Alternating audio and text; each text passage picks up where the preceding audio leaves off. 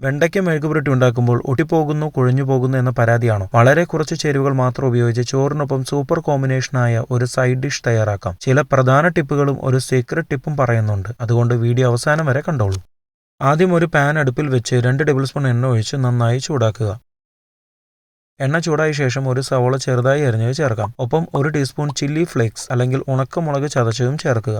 ഇവ നന്നായി ഇളക്കി മീഡിയം തീയിൽ ഏകദേശം 4 മിനിറ്റ് നേരം വഴറ്റുക. സവോള ചെറുതായി ഗോൾഡൻ നിറത്തിലേക്ക് മാറി തുടങ്ങുമ്പോൾ അടുത്ത ഘട്ടത്തിലേക്ക് പോകാം. ഒന്നാമത്തെ ടിപ്പ്, സവോള അധികം ബ്രൗൺ ആക്കരുത്. അങ്ങനെ ചെയ്താൽ വെണ്ടയ്ക്കയുടെ സ്വാഭാവിക രുചി കുറയും.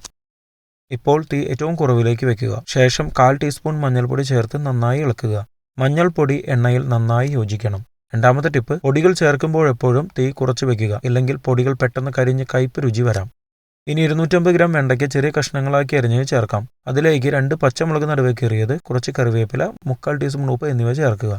എല്ലാം നന്നായി ഇളക്കി മസാല വെണ്ടയ്ക്കയിൽ പൊതിയുക. മൂന്നാമത്തെ ടിപ്പ്, വെണ്ടയ്ക്ക കഴുകിയ ശേഷം പൂർണ്ണമായും ഉണങ്ങിയതിനു ശേഷമേ അരിയാവൂ. ഇത് ഒട്ടൽ കുറയ്ക്കാൻ സഹായിക്കും. നാലാമത്തെ ടിപ്പ്, വെണ്ടയ്ക്ക അരിയുമ്പോൾ കത്തി ഇടയ്ക്ക് തുടച്ചാൽ വെണ്ടയ്ക്കയിലെ പശ കത്തിയിൽ അടിഞ്ഞുകൂടുന്നത് കുറയും. ഇപ്പോൾ 2 ടേബിൾ സ്പൂൺ വെള്ളം മാത്രം ചേർക്കുക. വെള്ളം ചേർത്ത ശേഷം നന്നായി ഇളക്കുക. ഇനി പാൻ മൂടി അടച്ച് ലോ ഫ്ലെയിമിൽ 6 മിനിറ്റ് നേരം വേവിക്കുക. ഈ സമയത്ത് വെണ്ടയ്ക്ക മൃദുവാകുകയും മസാലയുടെ രുചി നന്നായി പിടിക്കുകയും ചെയ്യും. അഞ്ചാമത്തെ ടിപ്പ്, കൂടുതൽ വെള്ളം ഒരിക്കലും ചേർക്കരുത്. വെണ്ടയ്ക്ക കുഴഞ്ഞു പോകാനുള്ള പ്രധാന കാരണം ഇതാണ്. ആറാമത്തെ ടിപ്പ്, ഇടയ്ക്ക് മൂടി തുറന്ന് അധികം ഇളക്കരുത്. അങ്ങനെ ചെയ്താൽ വെണ്ടയ്ക്ക പൊട്ടിപ്പോകാം. 6 മിനിറ്റ് കഴിഞ്ഞ് മൂടി തുറക്കുക. ഇപ്പോൾ 1 ടീസ്പൂൺ കുരുമുളക് പൊടി ചേർക്കാം. നന്നായി ഇളക്കി യോജിപ്പിക്കുക.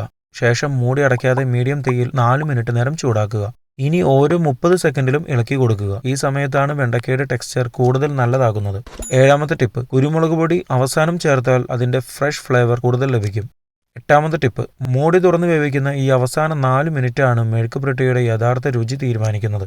4 മിനിറ്റ് കഴിഞ്ഞാൽ തീ ഓഫ് ചെയ്യാം. നമ്മുടെ കിടിലൻ നാടൻ വെണ്ടയ്ക്ക മെഴുക്കുപുരട്ടി റെഡി. ചൂട് ചോറിനും സാമ്പാറിനും മോരുകറിക്കും മീൻ കറിക്കുമൊപ്പം ഇത് സൂപ്പർ കോമ്പിനേഷനാണ്. ഇതുപോലുള്ള ടേസ്റ്റി റെസിപ്പികൾക്കായി ചാനൽ സബ്സ്ക്രൈബ് ചെയ്യാനും ബെല്ലൈക്കൺ പ്രസ് ചെയ്യാനും മറക്കല്ലേ.